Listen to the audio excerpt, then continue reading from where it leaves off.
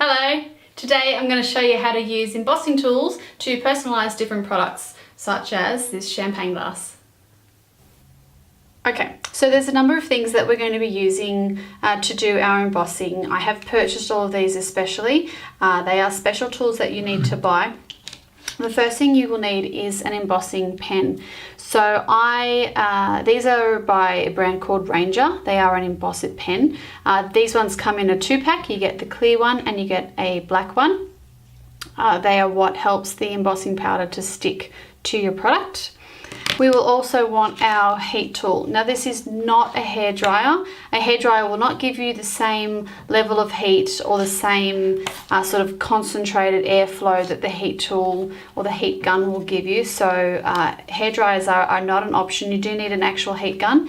This is by Universal Crafts, which I purchased online. Same with my pens. If you just search for embossing, like a heat gun or embossing pens, things like that, you should be able to find them, or somewhere like Spotlight or craft stores, things like that. You'll also need your embossing powder. There are a few different brands that make embossing powder. These ones, the Zing ones, are by American Crafts. As I said, they come in a lot of different colors. I think some of them they have like glittery ones, matte colors, some neon colors, things like that. Today I'm using one called Brown Sugar. Depending on the product that you're going to be embossing on, some things do suffer from static. So if that's a problem, you can use things like a dryer sheet or like an anti-static spray to help get rid of the static, because your embossing powder will stick to the sort of the inky gel that comes from these pens, but it can also stick to, you know, if there's static on the product that you're embossing, it can stick there as well. And once you put that heat tool on it, it's not going to come off. So you want to make sure that you're getting rid of static. I also just have a paintbrush on hand. It's just got some soft bristles, and I use this to get rid of anything that's stuck where it's not supposed to be as well, especially in sort of fine details.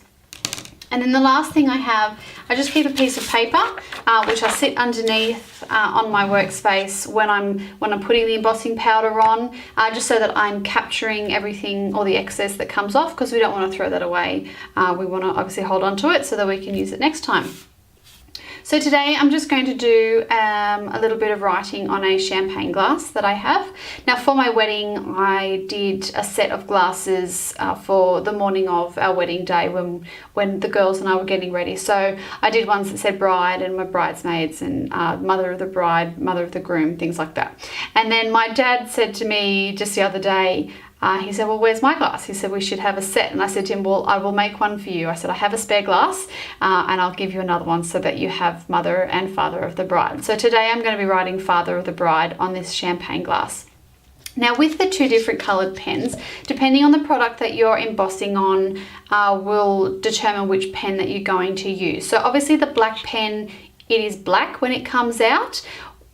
So you can see where you're writing. That's always a benefit. The negative to that is that if you're embossing on something such as glass, you will see, so if I write on the front of it, from the inside you will see the black underneath the embossing powder that's there. So there is a negative to it, especially if you're using a light color. Like if I was using a white powder or this brown sugar powder, I probably don't want to see the black on the other side of it. So for that reason I will go with the clear one.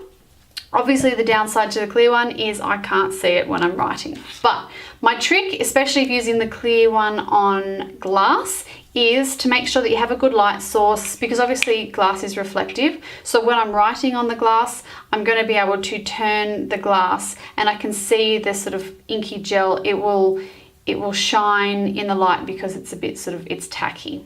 So I'm going to very carefully write on it as I would any other surface that I'm writing on. As I said, obviously I'm writing it clear, so you're not going to be able to see it, but you will see that I'm going to be turning the glass as I write so that I can see where the letters are turning up.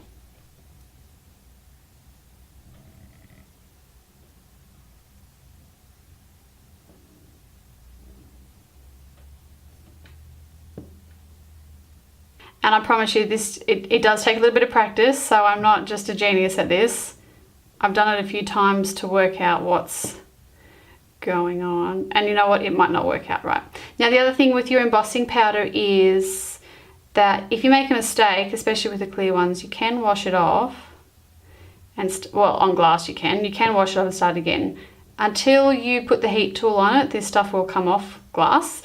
Once you put the heat tool on there, it does not come off. So my suggestion is to either practice before you do a real piece, especially if you're using the clear ones, or use the black one. So I've written father.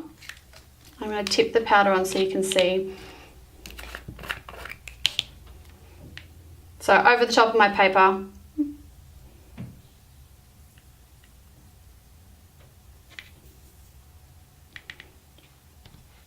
give it a little tap, and if you need to, and you're going to hear me doing this, I'll very lightly just blow on the glass so that I can get rid of that excess, like that. So I've written father, and I can see that that's not too bad. If I need to, I can clean up either with my paintbrush, which has run away. I could clean up underneath. I might want to add a little bit more pen mark under there so that that H is correct. But now I'm going to write the next words underneath.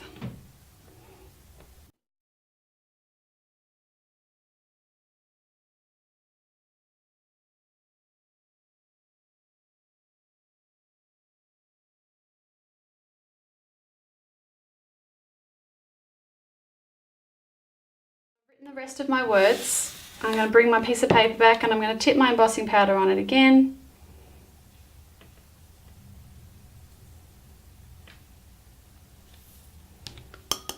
Tap off the excess. As I said, if I need to, I will just give it a little bit of a gentle blow. I can see that because this is where you can see if words aren't being picked up properly.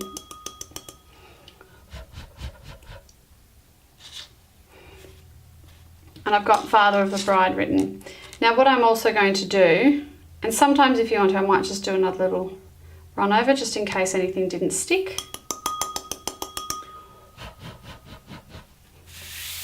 This is where I'm going to come in with my paintbrush. I'm hoping this shows on the screen for you, but I can see there's some little bits left behind where the words are not. So I'm just using my paintbrush and I'm going to very gently wipe them away.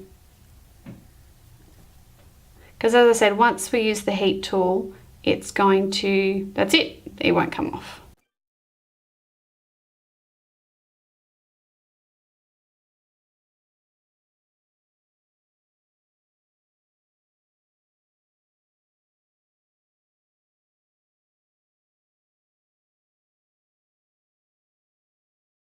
Okay, so I've written father of the bride, I've tidied it all up with all the little excess bits that were there, and I'm now ready to use my heat tool.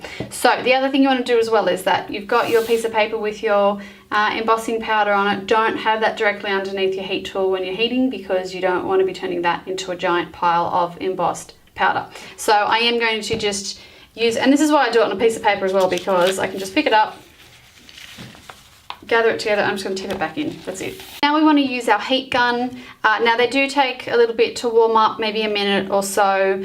So if you want to, you can turn it on a bit early and let it sit there and whir. But I'm going to use the heat gun, and I'm going to slowly and carefully, I'm going to heat over the glass. And when we're doing it, we're holding it, you know, maybe 5 centimeters or so away. So what's that, 2 inches from the glass. And as we do it, you'll see the powder turn into that final embossed look.